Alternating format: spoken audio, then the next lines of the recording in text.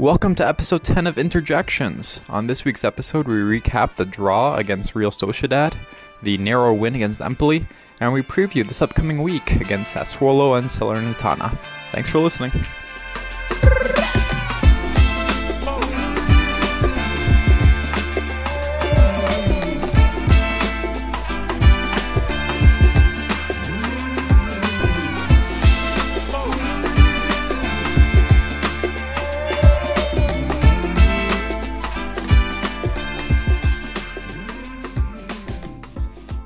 Hello, everyone. Welcome back to Interjections.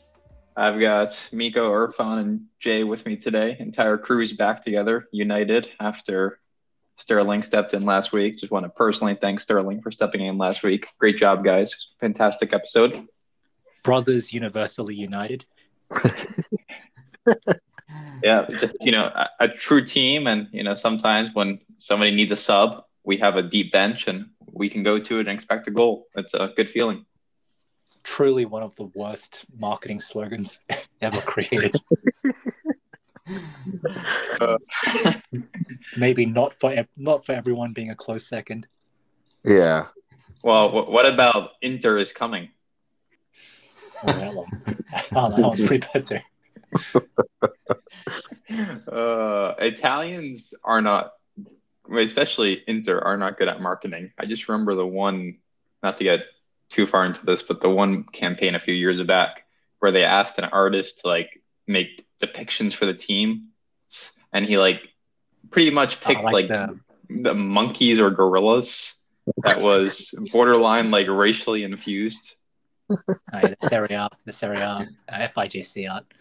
One of my most hated ones we've done is, I think it was the 18-19 season when we announced all the signings with a vector image of each player, but it was I don't know if any of you guys have used Photoshop or Illustrator much, but it was literally putting the picture in Illustrator and just using the live trace function, which basically gives you a vector illustration, but it was just horrendously amateur looking for anyone who's ever used any design software. So here we are now using AI, so we've leveled up. We don't even pay a real designer anymore. We just use AI created images. So, occasionally you open up a thread on the forum and it will take you to the first post ever, maybe because you visited the thread recently. Yeah. Occasionally it will just bring me to the first thread from that fated, 2017, 2018 Mercato. And I'll just look at the picture and it's what is this? It's an abstract image of Raja Nangolan that looks nothing like him. It's fantastic.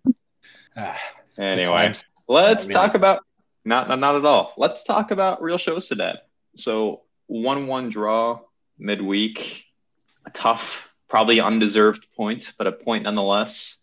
Miko, start me off. Were you surprised by any of the lineup decisions going into the match? Well, yeah. I think I was a bit surprised about Arnautovic starting. I expected the lineup to be almost the same apart from Çalhanoğlu. Well, of course, Pavard as well. But other than those two, I thought that we would go with Thuram Lautaro up front. And then, was there any other changes? Carlos Augusto was also starting, yeah. Yeah, I expected DiMarco. So there were quite a lot of changes, actually, which I didn't expect. And I'm not sure, was it because of that, maybe partly, that we didn't look too good at the start, to say the least. Yeah, just leaking chances the first, 20 minutes of the match. Sociedad hit a couple posts. It was not pretty at all to start. Irfan, how nervous were you that we were going to lose this game after we conceded in the fourth minute? Very nervous. The match was a rough watch, to be honest, pretty much throughout. And like Miko and you mentioned, it was interesting to see how much rotation Inzaghi used. Especially when it wasn't really forced.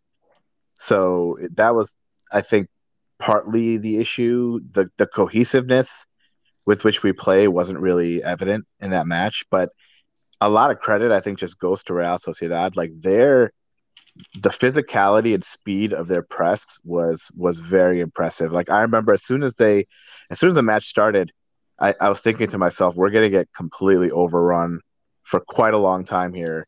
Hopefully we don't concede. And lo and behold, boom, Bastoni makes a mistake and we concede very quickly.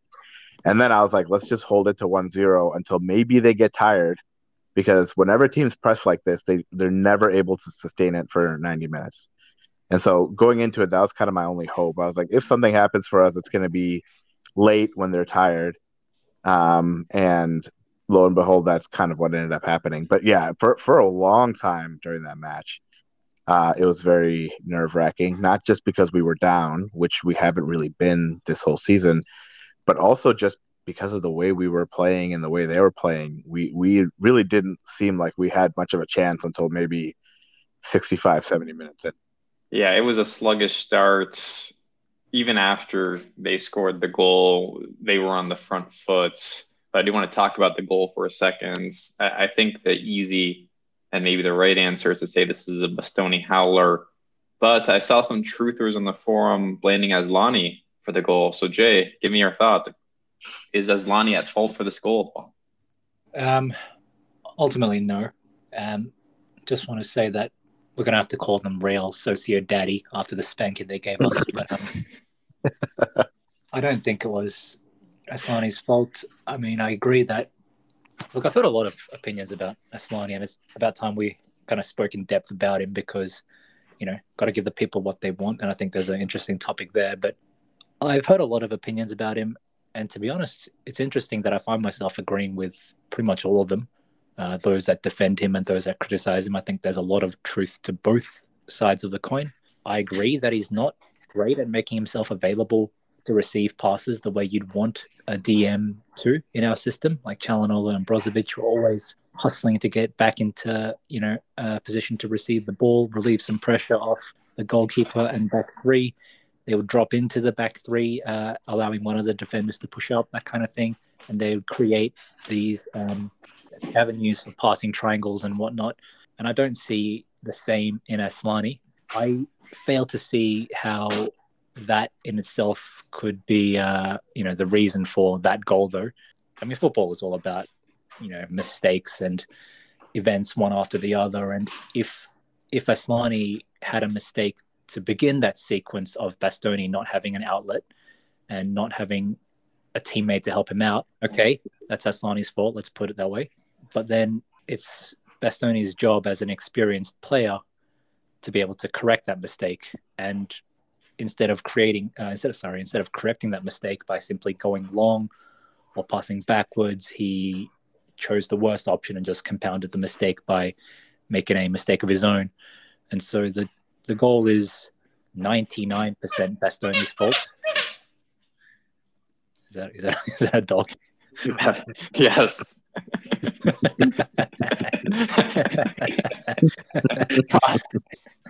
Well, what kind of dog is it? He's a chocolate lab. Just enjoying a squeak toy. All right. I thought that was the dog itself. But again, it sounds a lot smaller than a Labrador. But look, that goal was inexcusable. Like I said, Bastoni's an experienced guy by now. He's one of the most technical players we have, one of the most technical defenders we have on the ball. And he's usually good at drawing fouls and, putting himself in a position to relieve pressure. So, like I said, 99% of that blame has to go to Bastoni, unfortunately.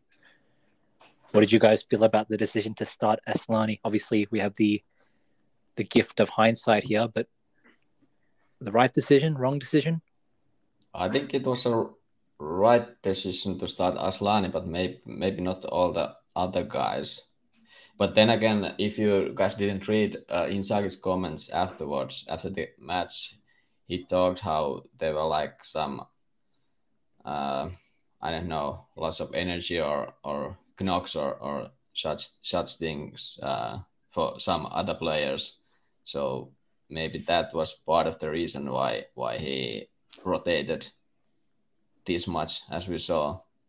Yeah, I think it was a rough I think it's a rough match for Asllani. I feel like the way Real Sociedad plays that role, the DM register role, I think was probably like imperative even more just to like relieve some of the pressure that we were in consistently. So I think it was a rough match for him to start, but I still think it was probably the right decision just because Inzaghi's fairly rigid in his like systems, right? So it's I think it would have been difficult for him to not start somebody else or maybe put Mkhitaryan into the deepest kind of midfield role. So I think it was like not a bad decision in terms of like gambling to put him in, but it was always going to be, I think, of a bit of a stretch assignment for someone like Asllani to come in and play. But Jay, like you were mentioning, I think it's important to note, like, one of the things that I find unfair about some of the criticism of Asllani is just that, I think the Regista DM role obviously is a very difficult role to play. And for a young player like him, it's probably one that is going to involve a decent amount of growing pains because he also doesn't play in that position for the national team. And so I think it's a difficult position for him to play. And so much of it, I think, depends on the organization of the rest of the team and the way the rest of the team is playing also. And so, like, not to take anything away from, his individual ability to perform well, but when you watch that match against Real Sociedad and you see the mistake with Bastoni, if you're literally just like pointing the finger at Asllani and talking about how poor he was, then I feel like you're kind of missing the point. Like Mkhitaryan and Barella, who are playing in their usual positions, who are experienced and very, very like good players who are not raw in any capacity, they look terrible against the midfield and the press. And so again, like I feel like the team has to play well generally. But Asllani, I think a lot of people were pointing to him as probably one of the reasons we didn't play well. And I don't think that's entirely fair because we usually don't play well against teams that press us that well. And Real Sociedad were extremely physical and very fast. And so teams that have speed also give us a lot of trouble. And so it's just one of those things where I feel like if you look at it in the context of everything, I don't think he was the reason that we weren't playing well. But yeah, he didn't, lift our play in any capacity either. So I think it was just a rough match all around. I do think there was way too much rotation, but I think the reason there was so much rotation is, we lost 12 matches last year. I think Inzaghi knows, and he's prioritized the league heavily. I think he's going to minimize risks in the league. And if he thought that he could get away with some kind of rotation, I think, he felt more comfortable doing it in the Champions League than doing it in the next match, because there was another interesting statistic that said last year we played, I guess, like 12 matches or whatever after the Champions League. And out of the 12 matches that we played after the Champions League, we lost 6 of them. So, yeah, this was a natural letdown spot. You're coming off an emotional, just romping of Milan. You have a midweek fixture that you have to travel for. And that's why I think everyone here is happy with the points on a tough away fixture, especially when you were under siege for most of the match. I was very unimpressed with the defense, especially in the first half. So after they got the early goal, the French center back they have, how you say this, Lenormand, he missed basically a free header, put it over the bar. And then they also, what's his name? Weiserball, whatever. Yeah. Absolutely had a free volley on net, missed it. Like, we really should have been down 3-0 at the half. So to escape with the points, knowing you're coming off that emotional Milan win, like it very happy to get out of there alive. Yeah. Yeah, I think I'll go make it. Yeah, I was about to comment that I actually rewatched the match yesterday. I wanted to take some notes for this one, and I put that in the first half we basically were like under this huge siege for the first 4 minutes or 5 minutes, and after that they scored the goal, and then it kind of a bit evened up after that. It wasn't as much like it wasn't as terrible as it was at the start, and then in the last 4 or 5 minutes, it was the same. That Sociedad pressed us hard, and it was a tough for us. But other than that, the first half wasn't like it wasn't totally terrible, but it was like a dog shit first half compared to the rest of the matches we've played so far. And what else? Then in the second half, it evened up more.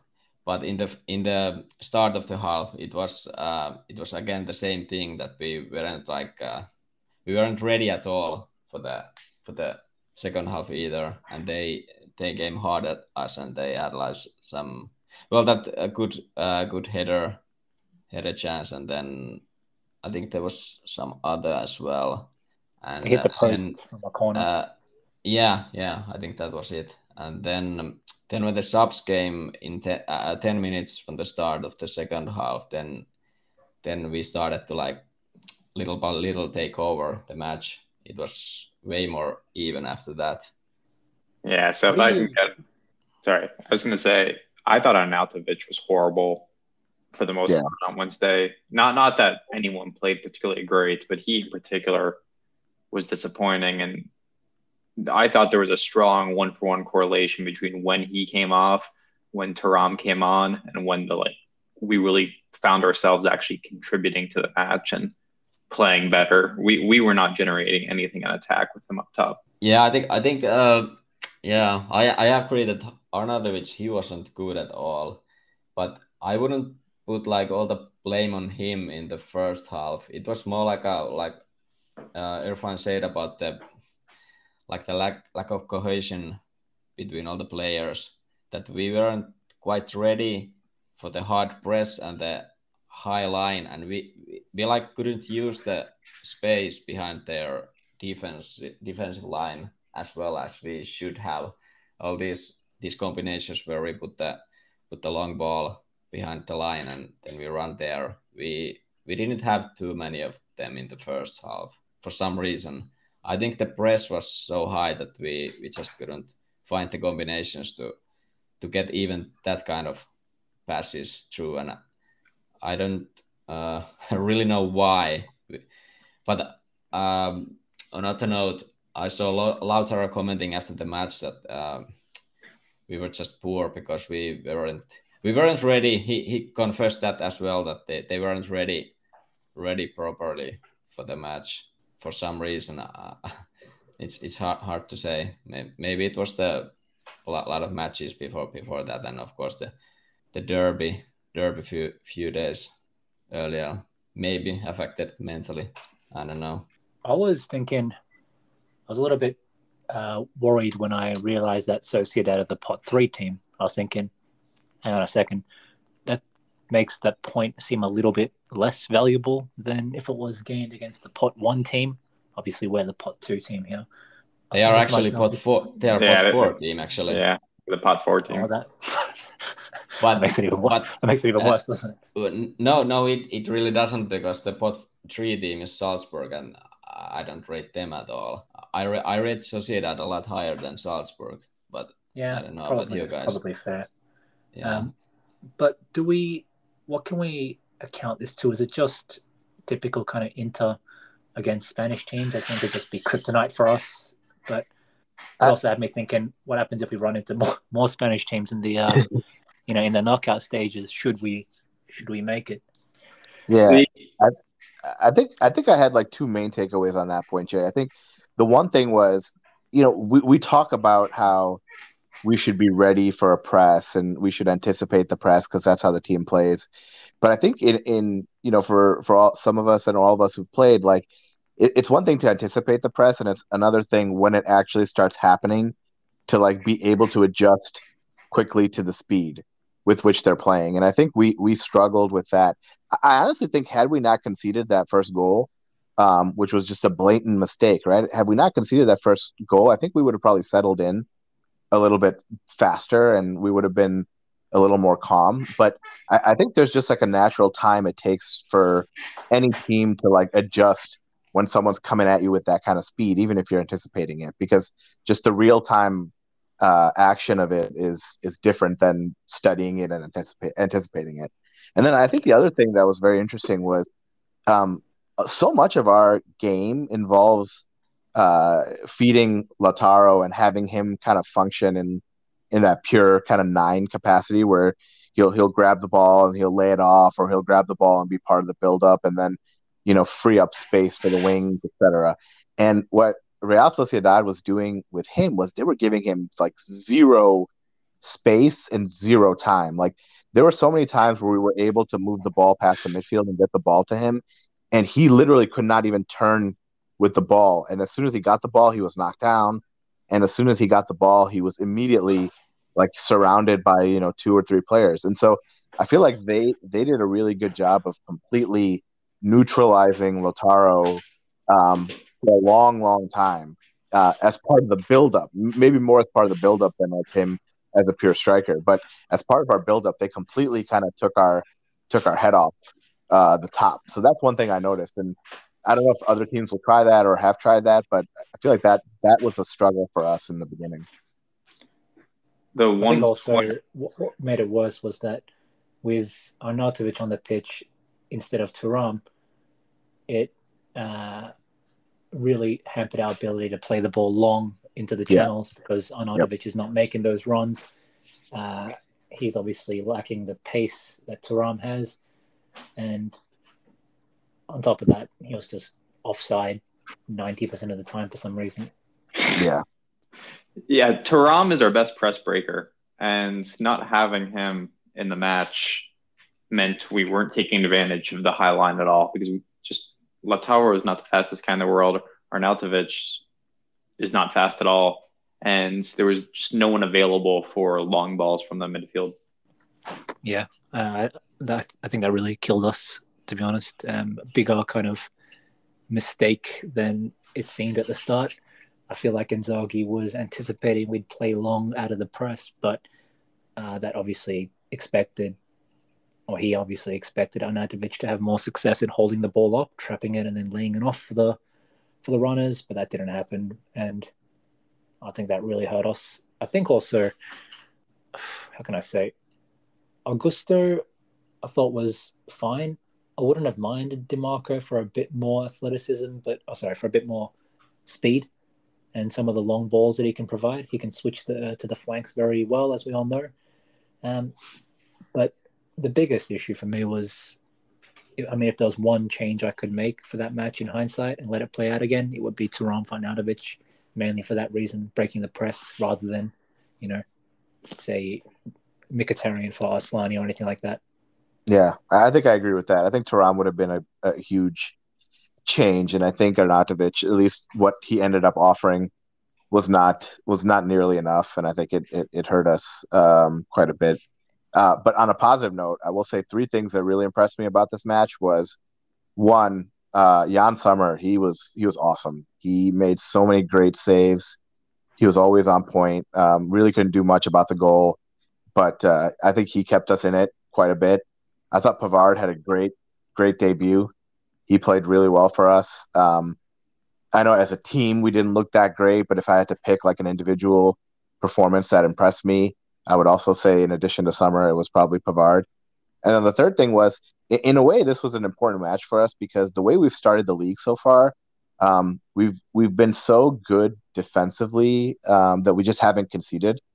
And it was interesting to see how the team would react when we went down early. Because if you remember last year, we went down early a lot. Like we were down 1-0 like a ton of times within the first 15, 20, 30 minutes. And so it was interesting to see how the team would react after we were down 1-0, and then grabbing that lead, the late equalizer, I think was super important. And it showed some good toughness and good mental fortitude, I think, on our side, to be able to grab that draw in a pretty hostile environment after being down and thoroughly outplayed. So it was good to see kind of the boys react to us being down, because that's something we just haven't really seen so far this year.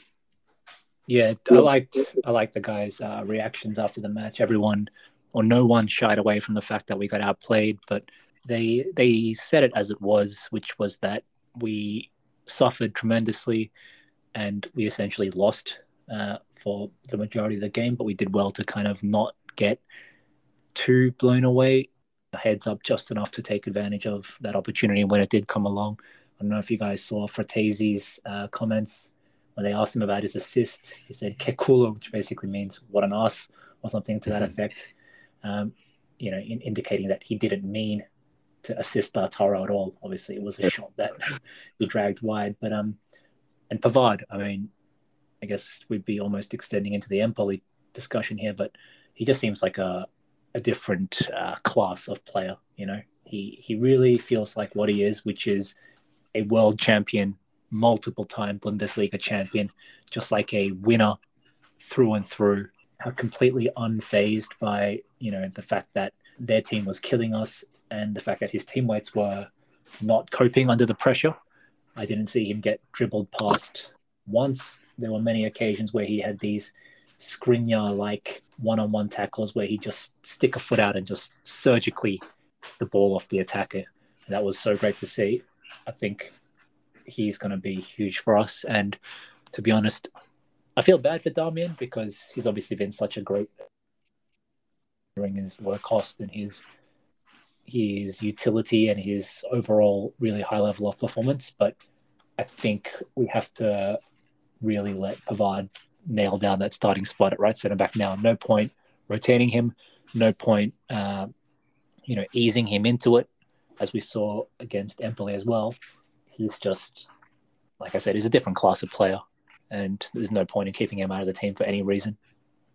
Yeah, completely agree. And I don't want to talk too much about Empoli, but his speed is apparent to me, where he's able to make recoveries, get to loose balls that we haven't been able to get to in the past. And it's just very refreshing because we are susceptible to quicker attacks, or we have been in the past, and not really the case with someone as versatile and quick as Pavard back there patrolling. Yeah, for sure. So we got a point from this match. The magic number is usually 10 for Champions League groups. If you get to 10 points, it's very, very, very unlikely you're going to fail to advance. So we got a point. If you can win 3 home fixtures, you should be through the group. So overall, I'd say a good start to group play. And with Benfica coming here next match, I think will be a good opportunity for us to get 3 more points. Yeah, I'm looking something like 14 points minimum from this group for Inter. I think this was the most difficult fixture for maybe for this group. I feel that Sociedad is a good team, and now we got a point from that away match. We are in a good position, so I'm happy for the result, even though the performance wasn't too great. But I gotta add that like you mentioned that I was happy that we kept ourselves in the game, that when we didn't concede any more goals, so we were in the game all the time. And then we, in the second half, we step by step we got into the game and we started to maybe not dominate, but like be inside the game more and more. And then after Sanchez came in at 17 minutes, then I think it started to shift more and more, and then in the end, like past last maybe 10 minutes, 10-15 minutes, it was just mostly Inter trying to score, and Sociedad was just they were just surviving at that point.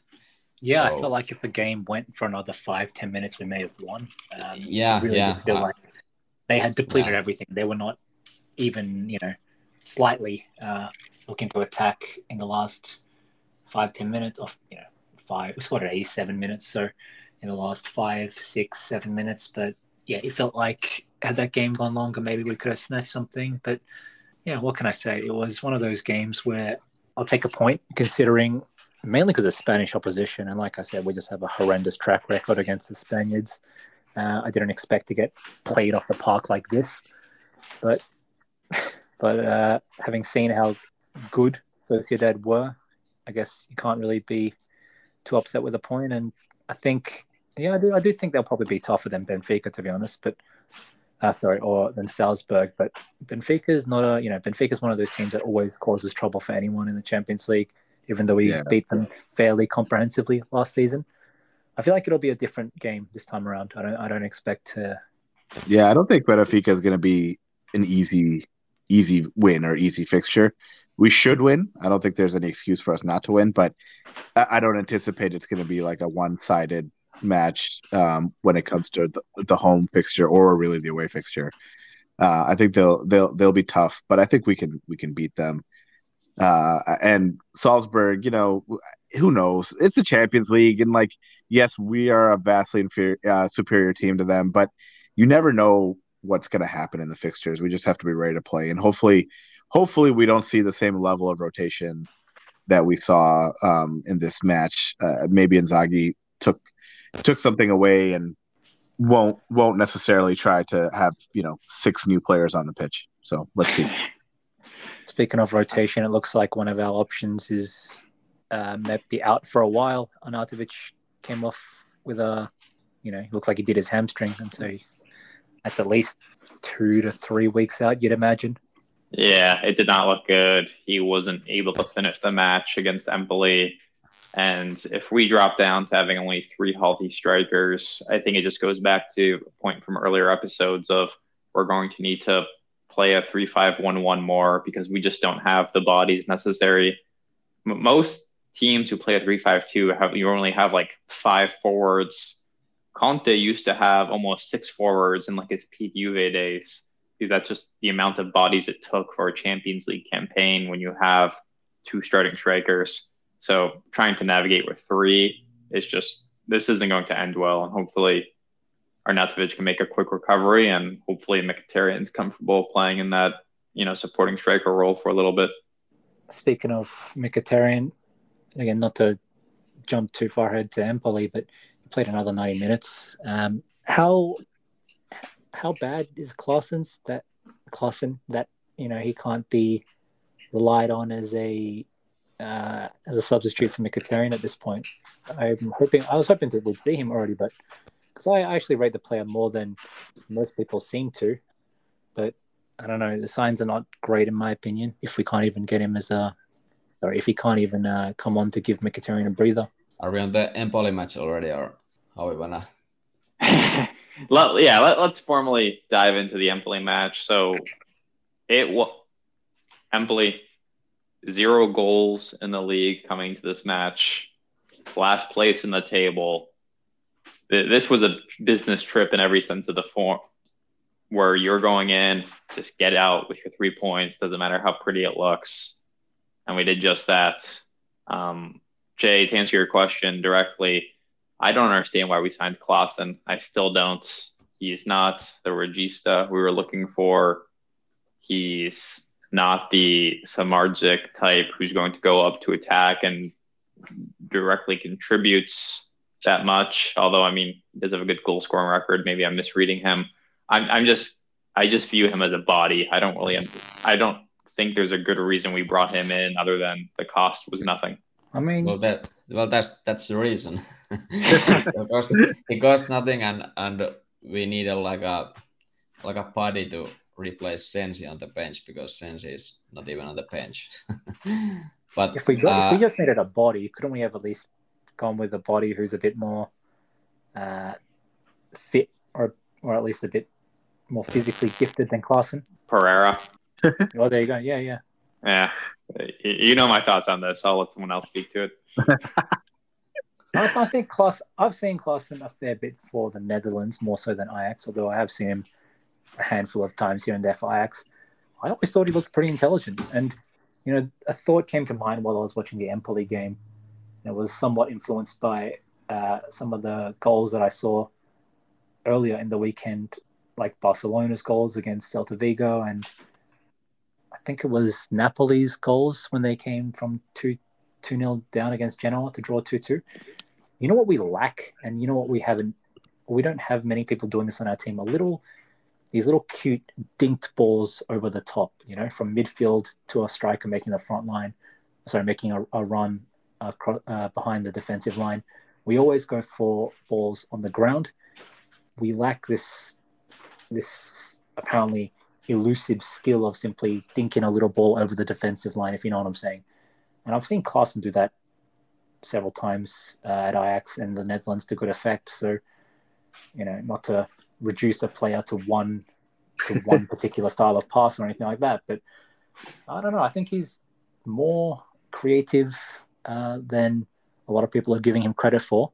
I personally like to think he's a alternative to Mkhitaryan than most of them making out, but at this point I guess it's hard to say when the coach is not willing to play him. Speaking of, Gagliardini scored a goal this weekend. Yeah and an important goal too. Yeah. But I think Klaassen will play. I think he does have some qualities that will be helpful for us. But I think Mkhitaryan's just is Inzaghi's favorite player. Like you could just see it. He's taken on that role where he's going to play, 90 minutes of every match pretty much whenever he can. It's just going to be one of those things. But I do think that, had we been up 2-0 or 3-0 or something like that, I think you might have seen Klaassen in for Mkhitaryan. But, with a 1-0 kind of cagey game where it took us, into the 51st, 52nd minute to score off of a DeMarco like ridiculous wonder strike. Like with all of that going on, and we never ended up getting that second goal. I think he was very loath to take on any risk, and he wasn't going to put in Klaassen for probably the player that he relies on the most. I mean, of all the players, we talked about this earlier. Of all the players, I think you're going to see the least rotation from probably Mkhitaryan and probably Hakan. Like if Hakan's fit, he's always going to play 90 minutes, and I think if Mkhitaryan's fit, he's probably almost always going to play 90 minutes, unless we're up by like multiple goals. Yeah, and I think it's gonna cost us. We can't rely on Mkhitaryan that much, is just due to his age, and he does have occasional dips in his performances. He needs to be. Well, basically, I don't want to see what happened to Dzeko happen to him, or we run him into the ground and make him useless. I guess I'm paranoid about that after seeing what happened to Dzeko. So yeah, and Inzaghi has that tendency. Like we know that he has the tendency to like wear the workhorse down to like the bone. So he's doing a good job of managing Barella because he's just effectively rotating Frattesi and Barella. But I mean, I had this thought today while I was watching the Empoli game, which was that we've been gassing up our new midfield depth and our Mercato and everything, and it still seems like we have no viable substitution for Mkhitaryan. It still seems like we have four midfielders. Just read Inzaghi's comment that regarding Arnautovic's injury, we are not planning to sign any free agent in that position. Klaassen and Mkhitaryan can play in that position, so maybe expect the Klaassen to on the field as a support striker then. There you go. That's what we all want to see, Klaassen. Yeah. Contributing as our second striker. Well, why not? That might be the slowest attack in the Sensi can play there too, right? Can't we play Sensi there? I think he might be dead. Cannot confirm. I have not seen a actual image of Stefano Sensi on my television since 2020. Did you guys see what Mourinho said about Renato Sanchez? Like you could have had anybody say the same thing about Sensi. Like Mourinho came out with some quote about like how he just doesn't understand how the player's injured all the time. He was injured at PSG. He was injured at Bayern. He's like, I just don't understand how a player is just always injured. And he was just so frustrated, Mourinho. And I feel like literally you could say the same thing about Sensi. Like, how's this guy always injured? He did say something that was also pretty funny. He basically commented on the cost of the players, and he's like, the reason we can get a player like this is because he's injured all the time. That's the only reason why. Otherwise, this is the best we can afford. We can only afford talented players if they're prone to injury. So that was pretty funny. But Sensi, man. I mean, I was saying he had a great preseason. I felt he was probably one of the better performers in preseason, and it's so hard to defend him because he does have a great preseason, and then next thing you know, he just picks up some mystery injury, like not even during a game or anything, or not even during training. It's just like he felt fatigue. Next thing you know, he's gone for like 4 months. It's just it becomes impossible to defend him at a point. And he has a skill set we need. That's the thing. He has a skill set that is actually very useful, and that's what makes it so frustrating too. Like if he was like Gagliardini, was injured all the time, fine, whatever, who cares? But he's Sensi, and like he actually can contribute. He has skills that are helpful for us. It's like a bitter wife withholding, if you know what I mean. Yeah. There were rumors we were going to extend his contract, and if we do that, Morata should be blasted into the sun because it would be the biggest waste of money imaginable. Yeah. If we had money, and we had money to sign, which we don't. Well, we did invest big on Fratesi and Pavard, of course. If we do ever get to a point where we can, splash that kind of money again, I think that's the position it has to be in. A Mkhitaryan replacement who's reliable, who's got ball skills, but who isn't, 34, 35. I almost agree with you. I understand, we're going to have to replace Mkhitaryan sooner than later, and I'm terrified it's going to come via Barella sale. But the most urgent position for me is getting a legitimate third striker in here, because I just have one. Sanchez will be gone next year. You hope that Marseille qualify for the Champions League, so Correa is off the books. And at that point, you need a legitimate third option in attack. Yeah, I was saying to you guys midweek that I think we'll be dipping into the free striker market in January. At this point, I don't even know who's a free striker or who might be available on a low-cost option. I guess you'll have to kind of wait and see for the first half of the season, try to find some strikers who are not getting playing time at their clubs. But yeah, right now that list is not particularly attractive. Is Caicedo available? Oh, gosh. He is. I just checked. Did anyone, or Fanarmico, did you have any thoughts on the Empoli match? I think it was a little uneventful as a match on a whole. It was a good, like I said, professional performance, but I don't know if there weren't a ton of events. Empoli didn't have many true goal scoring opportunities. Neither did we. It kind of took a moment of individual brilliance to secure the win. So curious if either you have thoughts. Yeah.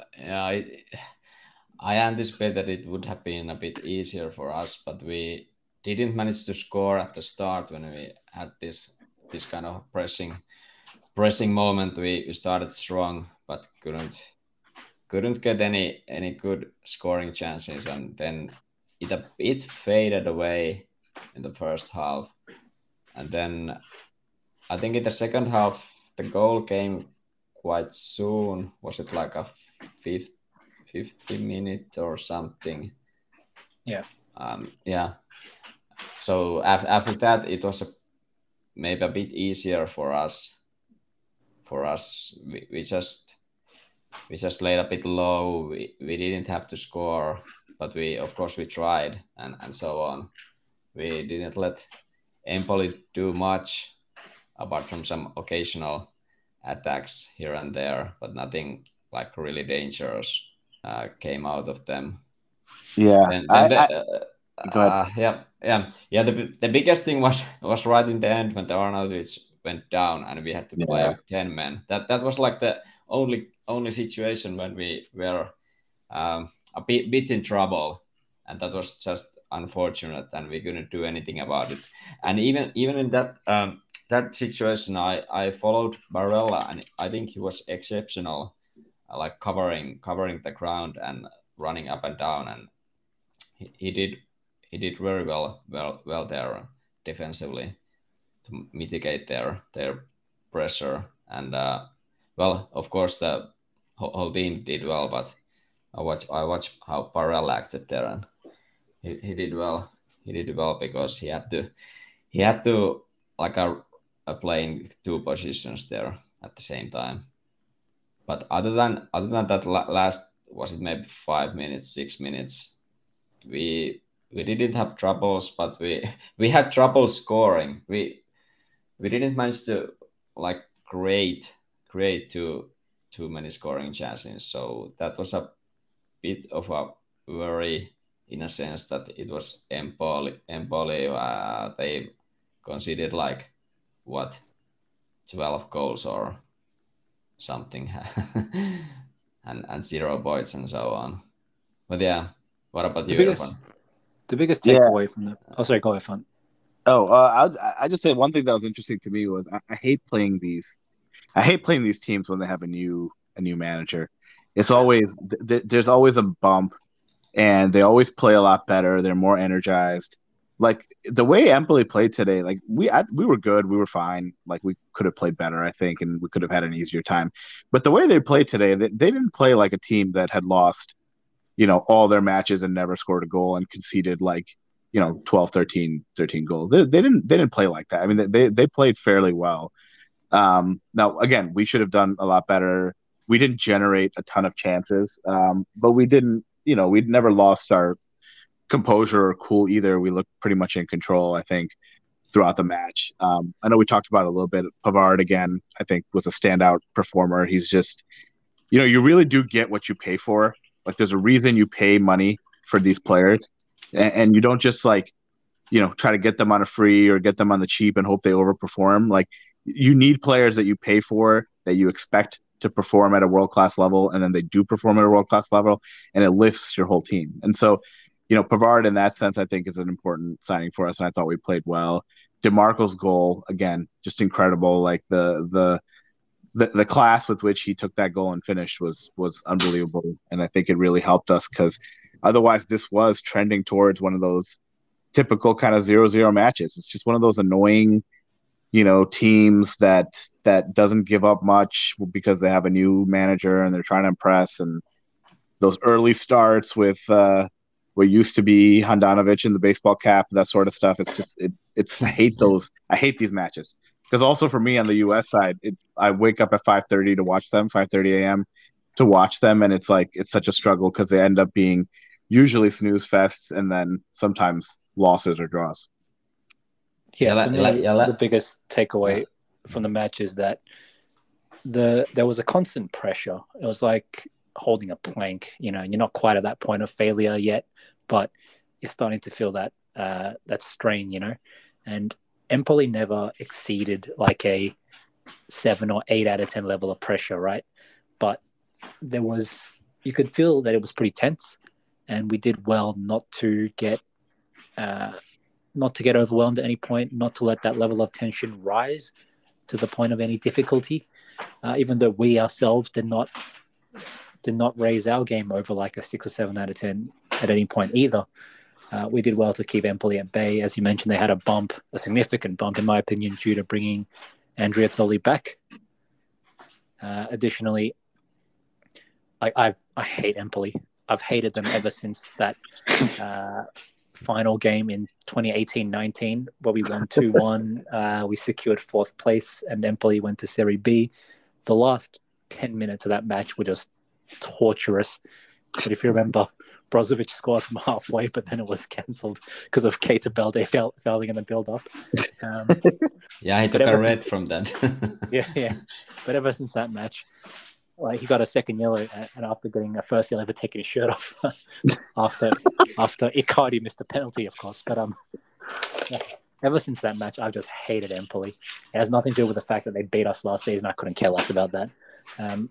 Or even in our Scudetto season, I think they went 2-0 up at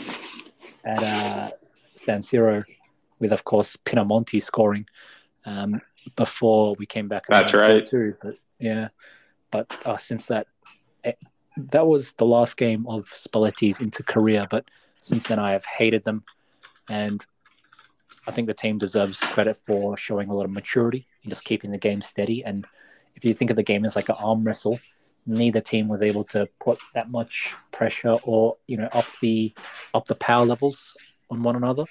But we did well to keep them steady and gradually win the contest. Speaking of Pinamonti, just want to give him a shout out for burying Juventus yesterday. Very well done. I appreciate it. Yeah, great header. That was a cool one. By the way, in that 4-2 win against Empoli, the second goal by Empoli was scored by Asllani. Yeah, that's correct. His first ever goal, his first and only goal in Serie A. Yeah. I remember watching that fixture and just being in peril after we went down 2-0. I was this close to turning it off. Yeah, it felt like we were choking the Scudetto away, didn't it? But yeah, 100%. Thankfully, we came back. Just quickly to cycle back on Asllani. I think it was Irfan mentioned midweek about Asllani playing higher up the pitch. Do you guys see him as a potential Mkhitaryan replacement in any way whatsoever? No, I don't see much attacking prowess in his game. And he's not particularly athletic or shifty the way Mkhitaryan is. I complain a lot when Inzaghi pigeonholes players into these roles that he refuses to move them from. But I actually think he did the right thing here with Asllani. I don't see him being anything other than a regista who doesn't really contribute to attack. What is it what is it that you see Irfan that makes you think he can play as mid or even higher up? Yeah, I don't know. Like he plays higher up for the national team. I don't think I would play him like higher up, like maybe in that Mkhitaryan role. I do think he could play like as a pure box to box midfielder. He definitely has like I think enough of an athleticism, speed, and engine. And he's decent at the positional awareness to like be everywhere in the midfield without having to strictly kind of cover for the defense. Like I think like that's probably where he is right now. But like Andrew said, I do think he has the potential to be a regista DM. Again, it's just I think it's a hard position to play. It's a hard position to learn, especially if you're not getting a bunch of reps. If you remember, like when we had Hakan initially, we were still extremely reliant on Brozovic because whenever Hakan would try to fill into that role, we really would fall apart as a team. It was only last year that he started, when Brozovic was out for a long absence, he started to kind of, grow into that role and play well, and eventually make Brozovic, expendable. But I think right now, Asllani's skill set and polish is enough to be like just like a pure box to box midfielder, more like in the Barella role. But I think that over time, I don't see why he can't become a good DM regista. But I agree. I don't think he has the pure creativity and like dribbling and like ball advancing skills to kind of play behind the strikers or serve that role that Mkhitaryan plays. He also is pretty accurate with like some good long balls and like some good assists if he has the ability to do it. So I think like he'll probably always play a little bit deeper in the midfield, but maybe not, so deep right now until he develops that positional kind of tactical awareness. Yeah, to me, it feels like he needs some games, some easier games, maybe at the Meazza, where we like dominate the games, and he can play there as the regista, like as a player that who runs our play, and we are not in a trouble. Like the Sociedad match was completely different to what Asllani needs at this point. It was like total opposite of what he needs. Let's hope that Inzaghi finds those games for him to play, because it's a real risk if we do this with Çalhanoğlu and he picks another injury, and it will end up be like 2 weeks or more, and then what we're gonna do then? Because I don't see Mkhitaryan doing the regista role, even though he kind of did that against Sociedad, but it was a bit different situation at that point. So yeah, I just want I want to see Asllani getting some so-called easy minutes and easy games as much as it's possible without like compromising the result or a possible result. Yeah, I agree. As I said midweek, I think as much credit as Inzaghi deserves for everything he's done, one of his big mistakes has been how he's used Asllani, not just from a positional sense, because I do think, some filler minutes here and there as a CM were viable, even if he was not to be always played as a CM. But more the fact that we didn't give him easy minutes when we could have. And I think that's led to the player being quite underdeveloped at this point. He's 22, so he's still very young, but given that he's been at the club now for a year, I would hope for him to have, I guess, double the minutes of his inter-career that he's had so far. But at this point, we're in a difficult position where if he can't be relied on in these games that you'd rate as like 7 and up in difficulty, then there's just no place for him. A backup makes their value in being relied upon even in moments of difficulty. That's something that Darmian has absolutely exceeded at, same as Acerbi. These guys were brought in as backups and instead they played a Champions League final and kept players like Haaland and Bernardo Silva and Foden and Grealish at bay. You know what I'm saying? Whereas that's not to turn around and say if Acerbi can handle Haaland but Asllani can't handle Kubo or whatever, then he's useless. I'm not saying that, but because we didn't babysit him into a more comfortable position, we either have to do that now or he's just going to be not relied upon. And I mentioned this. Would it be the worst thing in the world to play a Gume? Okay.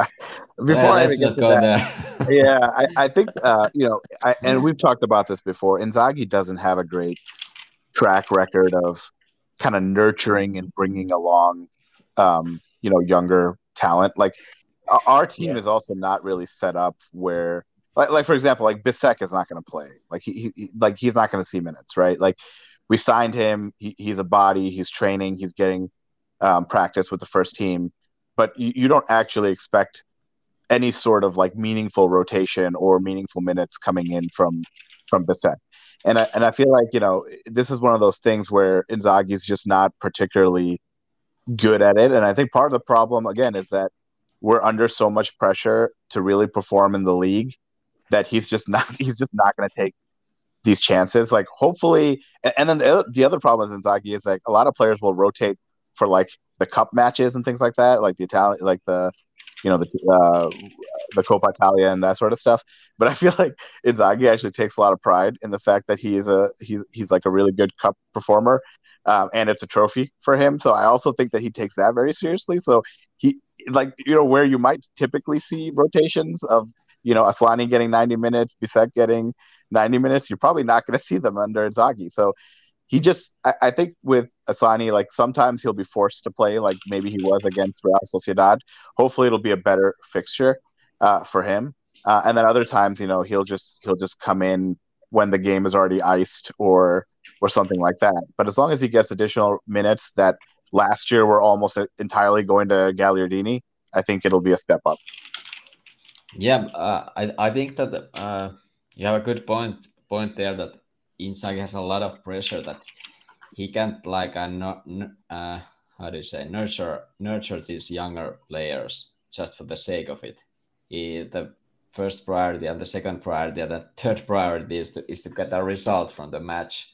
So I think that if Asllani isn't gonna get enough minutes in this this next months before the next transfer window opens, I think we should just loan him out and get someone else there, someone who Inzaghi can trust more, because I don't think it doesn't make any sense if Inzaghi can't trust Asllani, he should just leave. Someone over the age of 33, so Inzaghi feels comfortable. Preferably, yeah. I don't want to become critical or bitter at Asllani, but it's hard to say he didn't cost us the Maxime Lopez move, if I'm not mistaken. Didn't that move fall apart because Asllani rejected it? There were discussions about that. He wouldn't go to Sassuolo, and he refused to go anywhere, and that's why we were kind of stuck keeping him. And then Maxime Lopez went to Fiorentina for 8 million or something like that. So Asllani's got a lot to make up for. Yeah, that was a weird move. I think he would have gone for a higher price. I mean, look, Sassuolo would have been perfect for Asllani to develop. They're obviously a club known for playing good football, known for developing younger players as well. So I think it would have been an excellent environment. On top of that, it would have effectively unlocked Lopez for us, who is, I think we all unanimously agree, he's a significantly better player than Asllani. Obviously much more developed, much older too. But yeah, that's a shame that didn't happen, but it is what it is. I would like to. Oh, I do agree with that assessment. If he's not going to play now, if we're not going to see much development over the next 3 months, then yeah, he has to go. Yeah. Is this your segue into Sassuolo? Was this like just some three-dimensional chess? I've got before we talk about Sassuolo, I've got the Atalanta Kyrie game right now on in the backgrounds, and the Catalara. The Catalara provided a wonderful assist on Lookman's goal to put Atalanta up, and I just can't help but think, man, if only Milan had a player of that quality. But yeah, let's talk about Sassuolo. It's the midweek fixture coming up here on Wednesday. I believe it's a home fixture. Sassuolo gave us a lot of problems last year. There was, of course, the 4-2 win where I think we went up 3-0. Cortese helped pull them back to 3-2, and then Lukaku finished up the game for us. And then there was another match where Cortese scored once again. I think it was a 2-1 win or something like that. So maybe we'll be in good spot because Cortese can't score against us this year. I don't know. But Sassuolo, they picked a good time to get into form. Yeah, exactly. Sassuolo are coming off a nice pouncing, really, of Juve over the weekends. They've been quite poor this year. They've actually lost 3 matches already through 5 games. So it's not like we're going up against the world beater. Their defense in particular has been poor. They are second in the league in goals allowed behind only Empoli. So it's a poor defensive team. But I just can't help but think to how poor our record has been against Sassuolo lately. And we talked about before the Fiorentina match, the only team who has performed better at San Siro than Juve against us is Sassuolo. It's just been a tough team for us in recent years. Is this a home or away match? It's home. Home. Well, we should beat the hell out of them. There's no question. Would you guys? I had a thought. Maybe start Sanchez. Yeah. I think they were like rumoring he would have started against Empoli, but didn't happen. But maybe start him here. Here's the plot twist: start him as a DM, because that's where he was playing against Sociedad, and look, if he's not going to trust Asllani, no. But all jokes aside, I'm half tempted. I mean, there's half of me is like, don't be ridiculous, just play a full strength lineup, play the same guys that played today, maybe bring on Dumfries for Damian instead. And maybe Barella, but at the same time, I'm tempted to play Sanchez or start Sanchez with Lautaro. For one, there's already a known chemistry there between those two players, and secondly, with Arnautovic out for a while, we're going to have to be extra careful with rotating the strikers, right? So yeah, I'm a little bit tempted to start Sanchez. What do you guys think? You've got relegation fodder on the horizon in that you have a trip to Salerno next weekend. I would probably pick that as my rotation point if I was to choose between the two. But I'm scared to start Sanchez just because he's injury prone. He's hurt all the time. And if you start him and you ask too much of him, then we just might not have any healthy bodies left in attack. So we're going to have to start him at some points. I just want to keep him in bubble wrap as long as possible. He's never had a good start for us. I feel like even in the seasons where he was like very effective and helped us, and was a good player for us. Whenever we would try to start him, he would just struggle. He's just one of those players I feel like where if you start them, they don't particularly do that well. But again, like I agree with Andrew. Like I would start him in like the next match. I wouldn't start him against Sassuolo. I'll start him after that because again, maybe we talked about this earlier in the year. Like we started off, against Monza and we played Fiorentina. Those have been kind of similar boogeyman teams to us. Udinese probably being another one where, they've gotten a better result against us than they probably ever should have pretty consistently. And Sassuolo is probably like the team that's just like that. So it'd be interesting to see if like this is the new kind of Inter where we're coming out confident and playing well and exercising any kind of past demons with respect to some of these clubs that have given us a hard time. Because like Miko said, the way Sassuolo is playing right now, we really should at home beat them pretty comfortably. I'm sure Berardi will get a goal because he always tends to, but it'd be nice if we can get like a nice 3-1, 3-0 win against these guys because their defense really is something we should be able to carve up pretty easily. They conceded 4 goals to Frosinone. I just want to throw that out there. Like, this is not a good defensive team. Yeah, I consider this Sassuolo match a lot easier than the Salernitana. It's like, okay, Salernitana is like lower in the standings, but it's just like a 3 points, so it's so early. They have Candreva. Yeah. Yeah, that too. Well, scoring screamers left, right, and center. Dude can't stop scoring screamers. Well, we don't have Onana here to mess up his intended crosses and gifting them goals, so we might be okay. Oh. So glad we got that money, huh, guys? Take that money and run. Yeah. But yeah, I think I would to get back to Sanchez's question. I might actually start him against Sassuolo, but then again, after this Empoli match, this wasn't too convincing in terms of scoring. Maybe Inzaghi just go with the best guys, but it's definitely he needs to consider this rotation really carefully because this schedule it's so tough one. We have it's getting packed all the time. We have matches. There's no rest at all. There's the next national team break coming up. So, and then the Champions League matches and so on. So I think he go on. I was just going to say, does that mean Barella back to the starting lineup and Fratesi back to the bench? Probably. But really? I don't know. I think Fratesi wasn't too good in this Empoli match. He was a bit unconvincing, but I would say that against Sassuolo, I could see him scoring goals in that match. Yeah, he's got that former player curse working for us once. Yeah. Well, we have Pinamonte canceling it out. It's gonna be tough.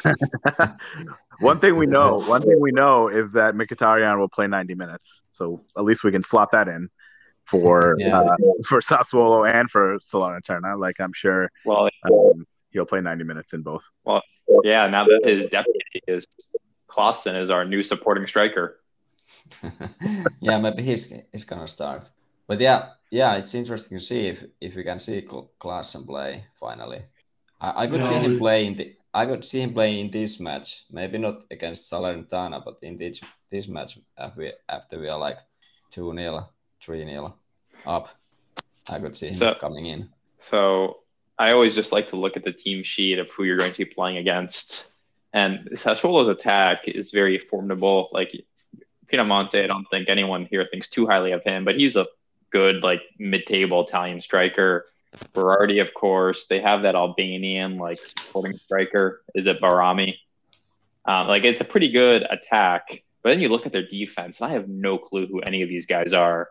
We have Jay's favorite keeper, Cranio, in nets, and then a bunch of dudes I've never heard of. I seriously have never watched a single of these players play football before this weekend against Juve. There's a guy called Ehrlich who had a great game against Juventus. I was watching intermittently, and from the little pockets that I watched, he played really well. And he's pretty tough, no nonsense kind of defender. You missed the big one, which was Loriente, responsible for 2 of Sassuolo's goals against Juventus. He's the guy on the left, wears number 45. Cuts in, seems to have a cannon of a shot. There's that guy Gotti who scored for them too. I don't think he's going to be available against us, sadly. Oh man, that was a clean goal, super clean. You know, Andrew, you scared me for a second when you said when your horrendous streak of mispronouncing players' names continued, and you said Berami. Had me flashbacks to Valon Barami. It's actually, I realize you're talking about Bajrami, the guy from Empoli, but you scared me for a second there. Why can't we just sign one guy named Miller or Smith or Anderson? Just no English players, please. It doesn't have to be English. He can be Scottish. He can be American. Just give me something here. we got Sainsbury, the Aussie. Yeah. Give me a good Australian, which I don't know, what's a conventional Australian last name? Give it to me. I'll take one of those. You can create your own conventional Australian names by just putting O at the end of everything. Hey, Maguire might be available if you want a nice name. Hey, sign me up. When Sterling was on last week, I was just tempted to keep calling him Sterlo, which is the name of a famous Australian TV presenter, but I controlled myself. I showed discipline. Just give me something that I don't have to think about before pronouncing. You know what I mean? So anyway, I was just gonna say, what do we think in full strength lineup or some rotation? I would like to see, for me, the important things are Pavard continues, gets another 90 minutes. I think Dumfries here would be good, considering rested against Empoli. I don't know. I'm kind of at a bit of a indecision about who that best central centre back is. De Vrij looked good after he came on for Acerbi. Not to say that Acerbi was bad himself, but De Vrij looked really good. I thought made one excellent tackle. It's kind of nice that they're both plug and play at this point, right? I mean, the defense has generally looked very good. I mean, Milan's goal was just a BS goal that started from the mistake in the midfield, and then the Bastoni. The goal against Real Sociedad was just all on Bastoni. And for all the haters, it was all on Asllani. But I think that other than that, cohesively from a team defense perspective, we're playing so cohesively that I think it's giving our central backs the best position to succeed. And so it's really refreshing to see both Acerbi and De Vrij basically being plug and play at this point and, being good options. So I think we'd be fine with either one of them, to be honest, against these guys. Maybe Acerbi might be better just because Pinamonti's pretty good in the air, and Acerbi can sometimes handle that a little bit better than De Vrij. But honestly, I think we'd be fine with either one. One thing I just want to point out is that I think you'll see Sassuolo rotate quite a bit this match. Just you got to put yourself in their shoes. They just stole 3 points against Juve. They have a tough away fixture before an easier home match against Monza. I would expect them to rotate a little bit, given it's a midweek match, given they should have confidence against us. They can't really expect to get 3 points here. So strategically, it might make sense for them to pedal off the gas and prepare for Monza a little bit. Yeah, that makes sense. Yeah. I was looking at the list of strikers whose contracts expire in 2023, the most valuable of which is Lucas Moura, our old friend who was rumored to us for a year before he joined PSG. And then I know absolutely no one else on that long list. But there is a guy called Gustavo Mosquito. That's a cool name. Maybe we'll make a plug for Mbappe in the summer. Hey, is Hazard not available? Bring him in. Let him reinvent himself. Oh yeah, what's the deal with that kid? I think he's basically retired. Yeah, he's contemplating retirement. I think Papu Gomez is still available, which I'm going to have to hear about at some point. Oh yeah, that's coming. And then if I could just offer one suggestion for an attacking type player, we have Roberto Soriano, who I believe is available. Hey, That guy was linked to us for a while as well. Yeah. And did he not play for Milan for a couple of years before they realized how awful he was when they had that former Sampdoria manager, whose name is escaping me? Gianpaolo, but no, I don't think Soriano played for Milan. No, okay, I know he was. You're right. He was linked there, though, I think. Yeah. He's one of those guys who was just linked to a lot of like mid to big teams as a rotation option. He did okay for Bologna for quite a number of years, kind of like Sansone. You guys remember him? Yeah, Sansone. Yep. And I had a thought about Keita Balde, who is somehow still only 28. He's playing in Segunda right now. He's playing in the second division of Spanish football. And he's only 28. That's nuts. Yeah. You guys know though that the call to Turkey has been made to assess Dzeko's availability, right? Like that's already happened. I thought you were going to say Turkey. Well, maybe that was a second call to Turkey, but the first call was definitely for Dzeko. See if we could get him on a cheeky loan in January. Well, did you see he came out in an interview and basically said, "I would have resigned, but I thought Lukaku was coming." Yeah, he basically said he didn't come back because Lukaku. Jay, you missed the most obvious striker on this free agent list. I can't believe you aren't interested in a Stefano Okaka. The name. Oh, he played for Roma as a youth, and then went to like Udinese and Watford and stuff. Yeah, I remember. He received a few caps for the national team, and there was a time under Mancini's early years where people thought he was the solution at center forward. I remember he was highly rated as a youth at Roma, but then again, this was the era when we all thought Andrioli was going to be the new Facchetti or something. So Andrioli, who now works at Intermedia House, is like a presenter or interviewer or something. Really? Yeah. Or at least last time I saw him. Okay. All right. Well, I think we've anyway, everyone expects a win against Sassuolo. Anyone expecting anything less? 3-0. Got to be a win. Something like that. 3-0 Fratesi hat-trick. I'll take it. I'm going 2-1, and Pinamonte will score their goal for the former player curse. Let's do it. Nailed by I'll go 3-1.